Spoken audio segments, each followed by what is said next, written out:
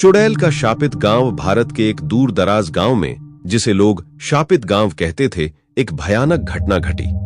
इस गांव में कई वर्षों से अजीब और डरावनी घटनाएं हो रही थीं। स्थानीय लोग मानते थे कि यह सब एक पुरानी चुड़ैल के शाप का परिणाम था, जिसने मरने से पहले गांव पर शाप दे दिया था। यह गांव सुनसान और डरावना था। लोग रात में घर से बाहर निकलने से डरते थे।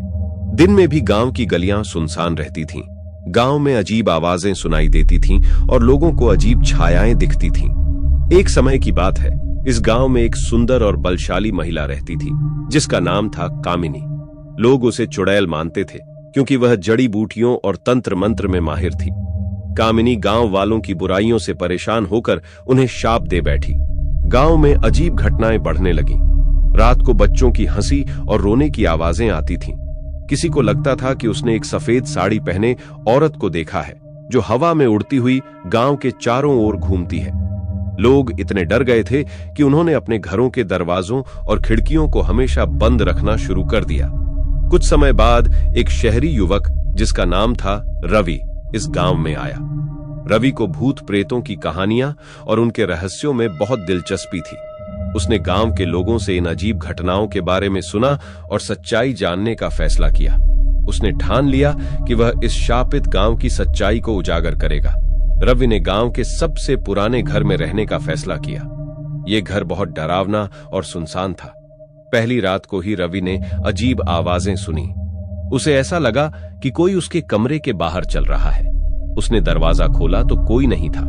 उसने सोचा कि यह सब उसका भ्रम है और वापस सोने चला गया। अगली रात रवि को एक सफेद साड़ी पहने औरत की छाया दिखी, जो उसके कमरे की खिड़की के बाहर खड़ी थी। रवि ने हिम्मत जुटाई और बाहर जाकर देखा, लेकिन कोई नहीं था। अब रवि को यकीन हो गया कि गांव में कुछ न कुछ भूतियां हैं। उसने गांव वालों से इस औरत के बारे में पूछा तो उसे पता चला कि यह वही चुड़ैल कामिनी की आत्मा है, जिसने गांव को शाप दिया था। रवि ने गांव की पुरानी कहानियां और रिकॉर्ड्स खंगालने शुरू किए। उसे पता चला कि कामिनी एक दयालु महिला थी, जो गांव वालों की मदद करती थी।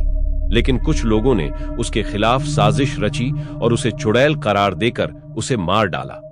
मरते वक्त कामिनी ने गांव को शाप दिया कि उसकी आत्मा यहां हमेशा भटकती रहेगी और गांव के लोग कभी शांति नहीं पाएंगे। रवि को समझ में आ गया कि इस शाप को तोड़ने का एक ही तरीका है, कामिनी की आत्मा को शांति दिलाना। उसने गांव वालों को यह बात बताई, लेकिन वे इतने डरे हुए थे कि उन्होंने रवि की बातों पर यकीन नहीं किया। लेकिन रवि ने हार नहीं मानी।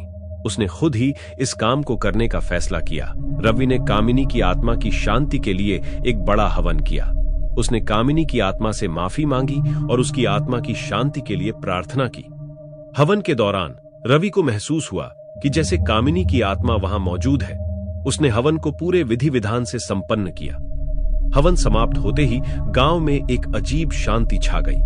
वह डरावनी आवाजें और छायाएं गायब हो गईं। गांव के लोगों ने महसूस किया कि अब कोई भूतिया घटना नहीं हो रही है।